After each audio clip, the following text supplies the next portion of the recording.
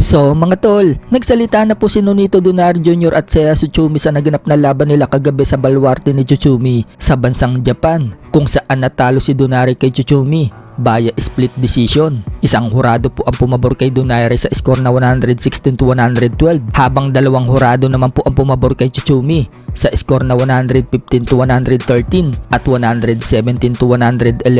Sa post-fight press conference mga tol, sinabi ni Donaire na sa palagay daw niya siya yung panalo sa laban. 2 rounds daw ang lamang niya dito kay Tsutsumi. Effective daw ang kanyang jab at strategy at mas maganda daw ang pinakita niya. Pero ganun pa man, congrats daw kay Tsutsumi. Tremendous fighter daw ito at matibay, at proud daw siya sa nagawa ni Tsutsumi. Isa nga daw sa magpapatunay na matibay si Tsutsumi. Pinakita ni Donaire ang kaliwang kamao niya. Sugat-sugat nga po dyan ang knuckle ni Donaire. Makikita naman mga tol na nakabandage ang noo ni Donaire. Pero sabi niya, wala naman daw malaking pinsala. May cut lang daw siya na hindi pa natatahi, kaya nilagyan daw niya ito ng bandage. Habang sinabi naman po ng asawa ni Donaire na si Rachel Donaire, the respect daw yung score ng isang hurado na 117 to 111.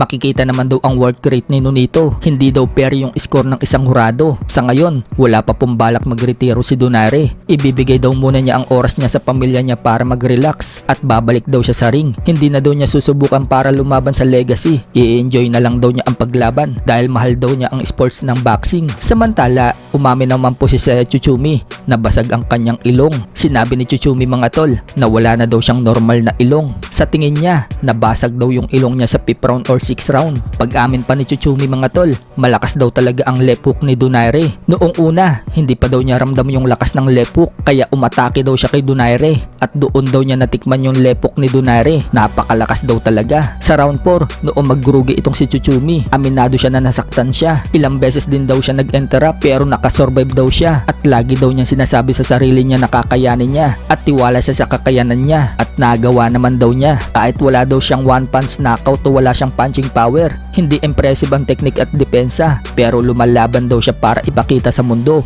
kung ano siya, kaya nakuha niya ang victory. Sa ngayon, ang goal umano niya, makipag-unify daw sa ibang kampiyon, o kaya naman daw palag daw siya sa mga legend na galing sa super flyweight na gustong umakyat sa bantamweight division para labanan siya. So kung sina Oya Inoue mga tol sa unang laban nila ni Donaire, binasag ni Donaire ang eye socket ni Inoue. Si Tsutsumi naman mga tol, binasag ni Donaire ang ilong. Sa iba pang balita mga tol, kagabi din po naganap ang comeback fight ni Tim Tszyu at Sam Goodman. Parehas po silang nanalo sa kanilang mga laban. Si Tim Tszyu, tinalo ang unbeaten fighter na si Anthony Velasquez ng US via unanimous decision, habang tinalo naman po ni Sam Goodman ang kababayan niyang unbeaten fighter na si Tyler Blizzard via unanimous decision din.